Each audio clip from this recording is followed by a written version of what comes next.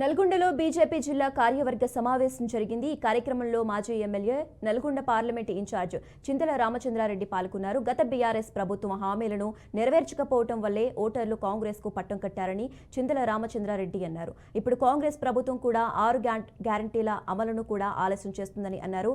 BRS Congress రెండు దొందేనని ఎద్దేవా చేశారు. నిరుద్యోగులకు జాబ్ క్యాలెండర్ ప్రకటించి 2 లక్షల ఉద్యోగాలను వెంటనే భర్తీ చేయాలని డిమాండ్ చేశారు.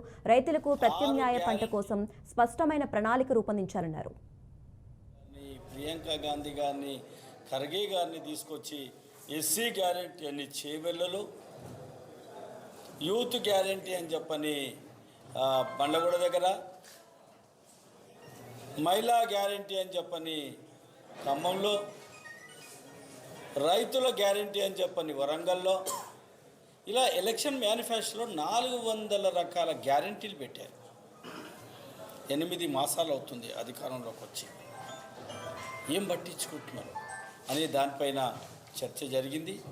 12వ తారీఖు నాడు ఈ విషయాలన్నిటి మీద కూడా చర్చించడం జరిగింది. ఆ చర్చనంతా కూడా క్రింది స్థాయి, పోలింగ్ బూత్ స్థాయి వరకు కూడా విషయాలన్నీ కూడా తెలియపరచాలి, ఉద్యమాలు చేయాలి.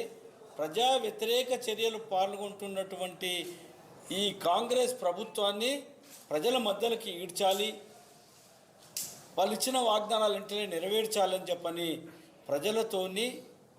ప్రజల యొక్క మద్దతుతోని ఉద్యమాలు చేయాలని చెప్పని నిర్ణయం తీసుకోవడం జరిగింది. దాంట్లో ముఖ్యంగా మహిళలకు ఏమేమన్నాడు? తులం బంగారం ఇస్తానండి ఎవరింట్లో పెళ్ళి అయినా కానీ. 1,1116 ఏదైతే కళ్యాణ లక్ష్యం ఉందో దాంతోపాటు తులం బంగారం ఇస్తానండి. ఎందుకు ఇవ్వలేదు? చదువుకునేటటువంటి అమ్మాయిలు, డిగ్రీస్లో 18 సంవత్సరాలు దాటినటువంటి అమ్మాయిలందరూ కూడా ఎలక్ట్రికల్ స్కూటీ ఇస్తానన్నాడు. ఎలక్ట్రికల్ స్కూటీ సుమారు 2 లక్షల రూపాయలు. అది ఆ అమ్మాయిలను మోసం చేశాడు.